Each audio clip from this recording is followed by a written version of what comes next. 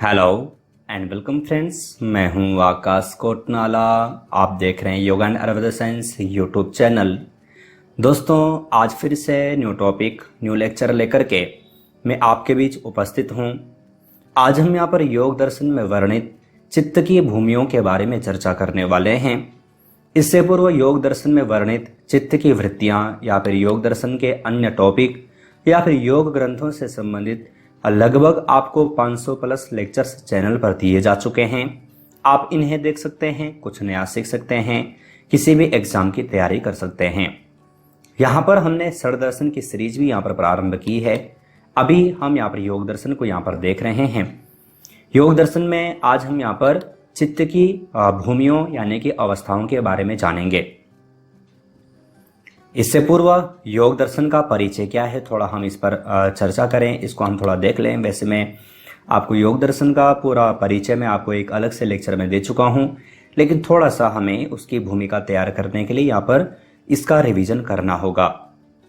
तो योग दर्शन आप जैसे कि देखेंगे, योग दर्शन सांख्य दर्शन के पूरक दर्शन के नाम से जाना जाता है। यह अत्यंत व्यावहारिक दर्शन है। मैंने आपको पहले भी कहा है कि योग दर्शन सांख्य दर्शन का पूरक है, जिस प्रकार से न्याय वैशेषिक का है और वेदांत मीमांसा का है। साथ ही साथ ये जो दर्शन है कैसा है, अत्यंत व्यवहारिक है, व्यवहार में घुला मिला है। सभी योग दर्शन के बारे में जानते ही हैं। आगे आप देखेंगे योग दर्शन वैदिक दर्शन की श्रेणी में आता है। वैदिक और अवैदिक किसे कहते हैं, आस्तिक नास्तिक किसे कहते हैं, मैं आपको एक अलग से लेक्चर में बता चुका हूं। ये जो दर्शन है वैदिक दर्शन है, अर्थात वेदों को मानने वाला है, अर्थात आस्तिक दर्शन है। अब परिचय हम यहाँ पर जान चुके हैं। अभी हमें जो ध्यान देना है वह यहाँ पर चित्त की भूमियों के ऊपर ध्यान देना है। उससे पूर्व हम यहाँ पर जान लेते हैं कि आखिर चित्त क्या है, योग दर्शन में चित्त के बारे में क्या चर्चा की गई है। योग दर्शन में चित्त से अभिप्राय मन, बुद्धि और अहंकार इन तीनों के सम्मिलित रूप से है। मैंने आपको पिछले लेक्चर्स में मैंने आपको बताया है, कई बार ये टॉपिक आया भी है, बीच में आया है। 4 चीजें होती हैं, मन, बुद्धि, चित्त और अहंकार, जिसको कि अंतःकरण चतुष्टय कहा जाता है। लेकिन यहाँ पर महर्षि पतंजलि ने जो चित्त कहा, तो चित्त इन्होंने मन, बुद्धि और अहंकार का एक रूप चित्त के रूप में स्वीकार किया। तो ये हमें यहाँ पर ध्यान देना है। जैसे कि आप देखेंगे इन तीनों का सम्मिलित रूप ही क्या है, चित्त है। आप याद रखिएगा। अब यहाँ पर हम जो देखने वाले हैं वह चित्त की भूमियां देखने वाले हैं। इससे पूर्व हम चित्त की वृत्तियों के बारे में चर्चा कर चुके हैं कि चित्त की वृत्तियां क्या हैं। भूमियों के बारे में जब हम जानते हैं तो आप देखेंगे क्षिप्त, मूढ़, विक्षिप्त, एकाग्र, निरुद्ध, इस प्रकार से चित्त की 5 भूमियां हैं। हमने चित्त की 5 वृत्तियां भी पढ़ी थी। वहां पर 5 प्रकार की वृत्तियां भी चित्त की बताई गई हैं। साथ ही साथ महर्षि पतंजलि ने 5 प्रकार की चित्त की भूमियां भी बताया है, या फिर जिसको कि हम अवस्था के रूप में भी जानते हैं। अब ये अवस्थाएं क्या हैं, पांचों ये हम सभी को यहाँ पर डीपली यहाँ पर पढ़ेंगे, सभी को हम यहाँ पर अलग से यहाँ पर जानने वाले हैं। तो प्रथम जो भूमि है वह है क्षिप्त। अब यहाँ पर क्षिप्त के अंतर्गत आप देखेंगे रजोगुण के प्रभाव से युक्त होकर चित्त का स्थिर न रहना ही चित्त की विक्षिप्तावस्था है, चित्त की क्षिप्तावस्था है। याद रखिएगा, मैंने आपको जब योग दर्शन का ही जो मूल जो ग्रंथ है यानी कि पातंजल योग सूत्र के मैंने आपको 43 लेक्चर्स आपको चैनल पर दिए हैं। पूरा ग्रंथ मैंने आपको वहां पर दिया है। तो वहां पर मैंने आपको बताया था कि जो हमारा जो चित्त है या फिर जो पूरा जो हमारा जो शरीर है ये 3 गुणों से बना हुआ है। जैसे कि मैंने आपको प्राकृतिक चिकित्सा में बताया है, 3 गुण होते हैं, सत्व, रज और तम। तीनों गुण हमारे शरीर में, चाहे वो कैसा भी, चाहे वो सात्विक पुरुष हो, चाहे रजोगुणी हो, चाहे तामसिक पुरुष हो, प्रत्येक में तीनों गुण विद्यमान होते हैं। लेकिन क्या होता है, कभी रजोगुण प्रधान होता है, कभी तमोगुण प्रधान होता है, कभी सतोगुण प्रधान होता है। तो यहां पर कहा रजोगुण के प्रभाव से युक्त होकर, यानी कि जब या फिर जिस व्यक्ति में रजोगुण अधिक बढ़ा हो या फिर जिस समय हमारे शरीर में रजोगुण की प्रधानता हो, तो से युक्त होकर चित्त का स्थिर न रहना। जब रजोगुण होता है, जब रजोगुण प्रधान होता है तो चित्त स्थिर नहीं रहता। चित्त में अनेक वृत्तियां उठती रहती हैं, मन में अनेक विचार आते रहते हैं। तो वही यहाँ पर इन्होंने कहा चित्त की यही क्या है, क्षिप्तावस्था है। याद रखिएगा। जब चित्त स्थिर नहीं रहे, मन एकाग्र न रहे, जब रजोगुण यानी कि कोई ना कोई कार्य करने की इच्छा रहे, ये करना है वो करना है, इधर से प्राप्त करना है इधर से प्राप्त करना है, ये जब चित्त में बना रहता है तो उस दौरान वह जो स्थिति होती है वह क्षिप्तावस्था होती है। याद रखिएगा, मैं आपको बता दूं, जितने भी राजनेता हैं वो सब इसी अवस्था वाले हैं। सबको पद प्रतिष्ठा चाहिए, सब इसी अवस्था वाले हैं, तो ये भी आपको याद रखना है। महर्षि पतंजलि ने इसी सीरीज में दूसरी जो अवस्था बताई है वह है मूढ़। अब मूढ़ में कहा है कि तमोगुण के प्रभाव से जब चित्त आलस्य निद्रा में रहता है तो वह चित्त की मूढ़ावस्था होती है। यहां पर हमने पहले क्या देखा था कि रजोगुण प्रधान है, अब यहां पर क्या है, तमोगुण प्रधान होता है। अब याद रखिएगा, जब तमोगुण प्रधान है तो उस दौरान ऐसा नहीं है कि रजोगुण नहीं है या फिर सतोगुण नहीं है, हैं, प्रत्येक व्यक्ति में होते हैं, लेकिन इस दौरान जो सतोगुण है और जो रजोगुण है वह दबा हुआ है, वह प्रधान नहीं है। प्रधान कौन सा है, तमोगुण। तो जब तमोगुण प्रधान होता है तो चित्त में क्या होती है, आलस्य आता है, निद्रा आती है।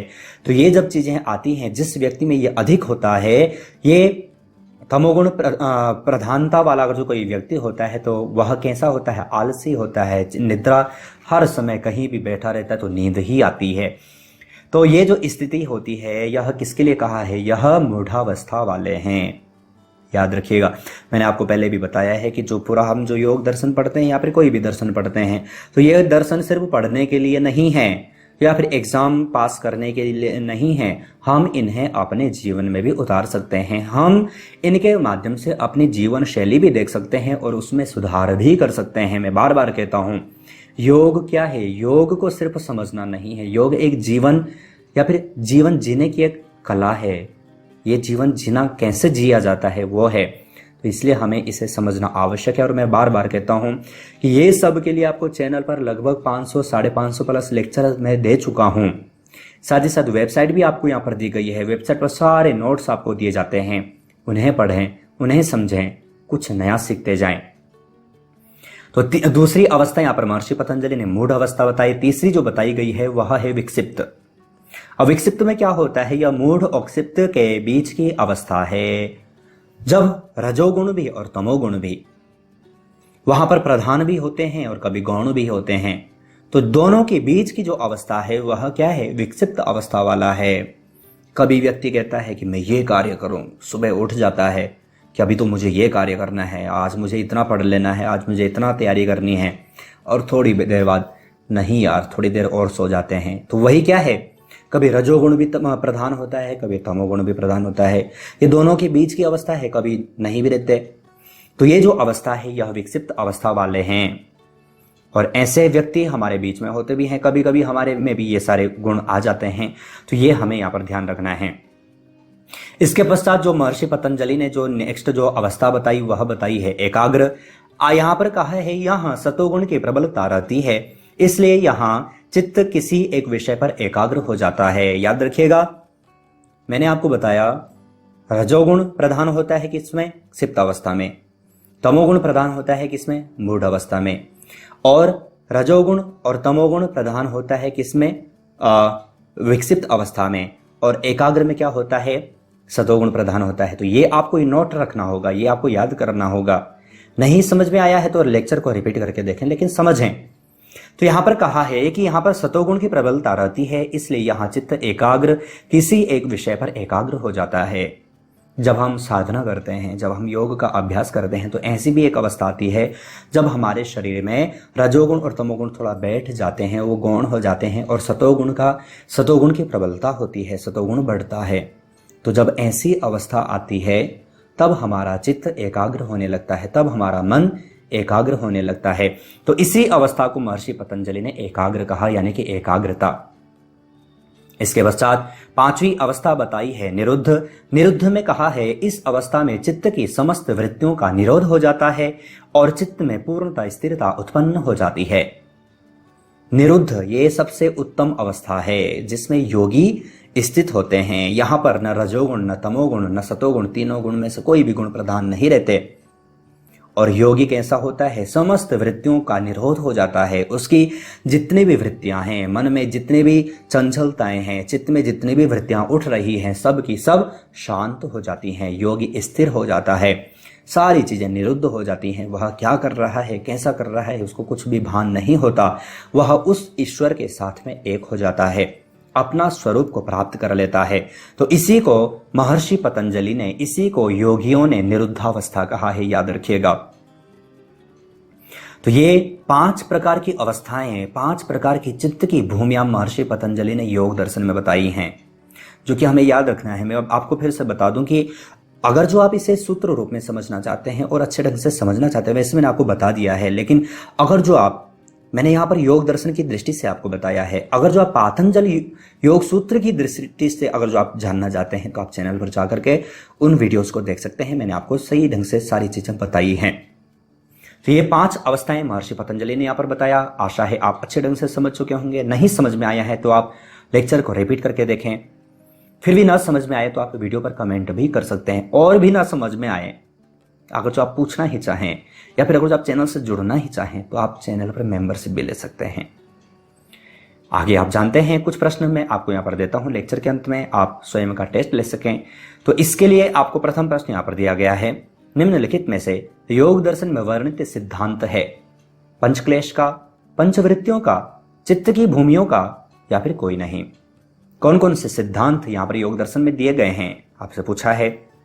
सही आंसर छांट करके वीडियो के कमेंट बॉक्स में भेजिएगा। दूसरे प्रश्न की ओर चलें। निम्न में से योग दर्शन में चित्त की भूमियों की संख्या है 1, 2, 4 या फिर 5। तो चित्त की भूमियां कितनी हैं, यानी कि अवस्थाएं कितनी हैं आपसे पूछा है। सही आंसर छांट करके वीडियो के कमेंट बॉक्स में भेज पाओगे, मुझे आशा है।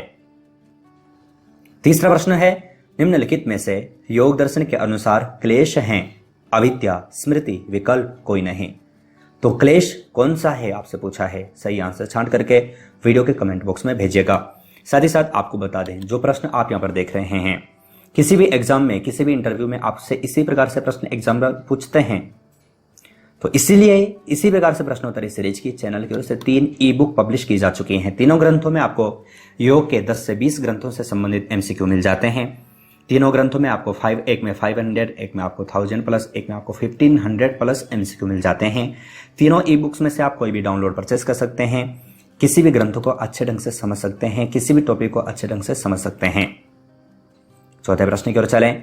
निम्नलिखित में से योग दर्शन के अनुसार प्रमाण हैं प्रत्यक्ष, अनुमान, आगम, ये सभी।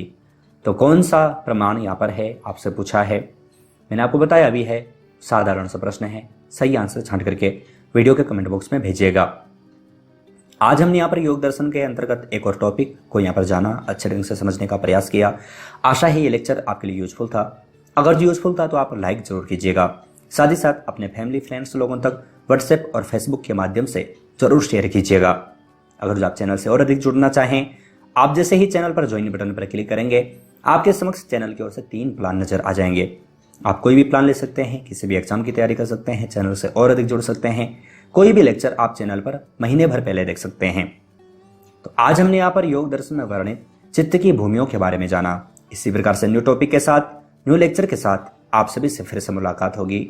लेकिन तब तक आप अपना और अपनी फैमिली का बहुत ख्याल रखिएगा। बाय।